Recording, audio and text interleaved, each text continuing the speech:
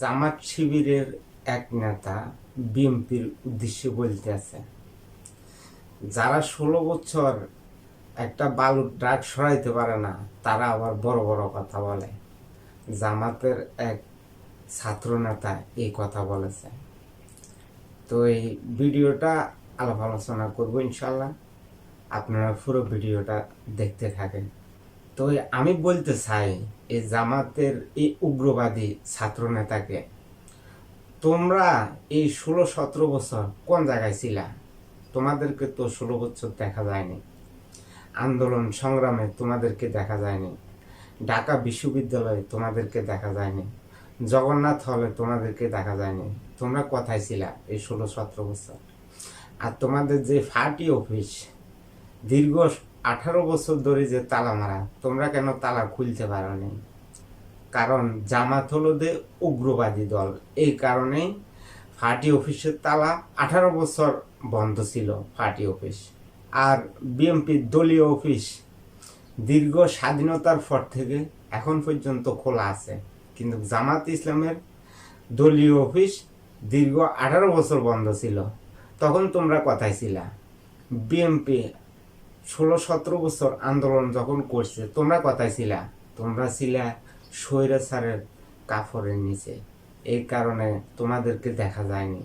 এখন কাফরের নিচের থেকে বাইরে হয়ে এসে বলতে আসো বিএনপি একটা বালুর ট্রাক সরাইবার ক্ষমতা রাখে না, এখন আবার বড় বড় কথা বলে।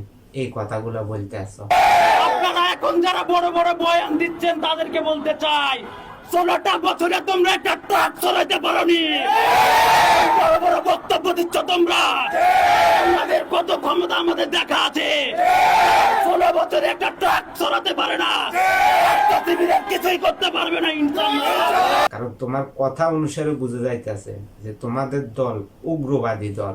জামাত ইসলামের নেতা কর্মীরা বাংলাদেশের জনগণের জন্য আতঙ্ক। এজন্য বাংলাদেশের সর্বস্তরের জনগণ এই জামাত ইসলামকে প্রত্যাখ্যান করবেন, কারণ তারা বাংলাদেশের জনগণের মধ্যে গুজব ছড়াইতে আছে। এই যে জগন্নাথ বিশ্ববিদ্যালয়ে কালকে জাকসু নির্বাচন হয়েছে, এই নির্বাচনে জামাতের প্যানেল থেকে বিপি, জিএস, এজিএস সবাই নির্বাচিত হয়েছে। কিভাবে? ইঞ্জিনিয়ারিং মাধ্যমে নির্বাচিত হয়েছে। তারা কিন্তু প্রকৃত ছাত্রছাত্রীদের ভোটে নির্বাচিত হয়নি। ভোট দিতে যাবো মাত্র আমাকে জিজ্ঞেস করতেছে, ভাই আপনি জবিয়ান কিনা? আমি দাঁড়াইলাম। কোন জায়গায়? জগন্নাথ বিশ্ববিদ্যালয় তৃতীয় গেটের সামনে। এই যে এইখানে যেখানে দাঁড়ায় আছে এইখানে উনি আমার জিজ্ঞেস করতেছে আমি জবিয়ান কিনা। আমি কিছু বলি না, বললাম যে হ্যাঁ। পরে বললো যে ভাই তাহলে এটা নেন। আপনি কি প্রচার করতেছিলেন? না, প্রচার বলতে আমার কাছে এটা ছিল, সেটা দিয়ে দেয় একজন নিয়ে যান। ছিল আপনার কাছে কিভাবে থাকে? আপনি তো জগন্নাথের শিক্ষার্থী না।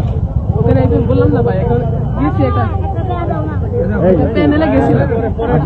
ওই জামাতের এক নেতা বলেছিল, মাসুদ বলেছিল বিএনপি রাজশাহী, চট্টগ্রাম, ঢাকা বিশ্ববিদ্যালয়ে পড়ে তারা এখন দিশেহারা হয়ে গেছে না।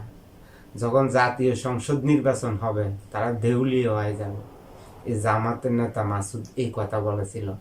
তো জামাতের নেতা মাসুদও উগ্রবাদী বক্তব্য দিচ্ছে বর্তমানে। আজকে আপনাদেরকে ভিডিওর ভিতরে যে ভিডিওটা দেখাইলাম, তো জামাত শিবিরের এই ছাত্র নেতাও উগ্রবাদী বক্তব্য দিতে আছে। তারা এই উগ্রবাদী বক্তব্য দিয়ে বিএনপিকে খেপে তোলার চেষ্টা করতে আছে।